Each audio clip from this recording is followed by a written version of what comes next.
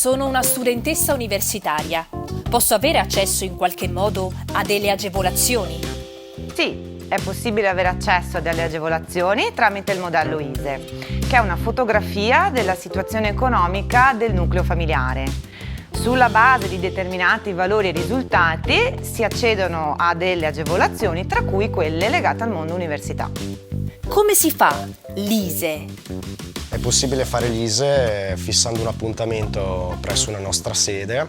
È possibile fissare appuntamento o tramite telefono oppure anche tramite il nostro sito CAF-CISL. È presentabile presso i nostri uffici sindacali, dislocati un po' ovunque sul territorio, da Jesolo a Santo Stefano di Cadore. Oltretutto, molto presto andremo a potenziare quello che è il nostro canale online tramite il portale Personal CAF 2.0.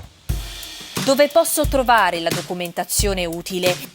È possibile trovare la documentazione utile a presentare il modello ISEE all'interno del nostro sito del CAF-CISL Veneto. E quali sono le tempistiche? Per le tempistiche attenzione, perché dal momento in cui si elabora a quando poi hai in mano il modello attestato passa circa una settimana. Quindi tenere d'occhio le scadenze dei singoli atenei consultando i loro bandi.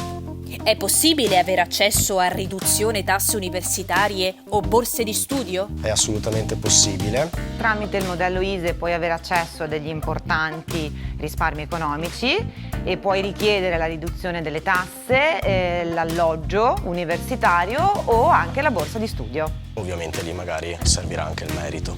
Mi sono iscritta ad un'università di una città lontana dalla mia, per cui mi sono trovata un alloggio.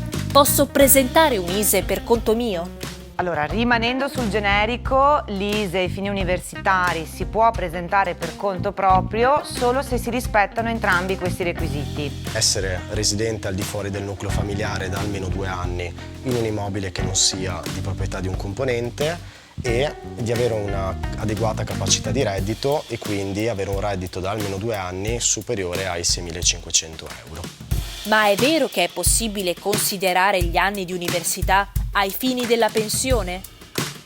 Sì, è possibile riscattare gli anni di studio e cumularli con gli anni di lavoro per la pensione. Ci potrebbe essere anche un'interessante convenienza in termine fiscale di detrazione o deduzione per te stesso oppure per il familiare che ti ha a carico.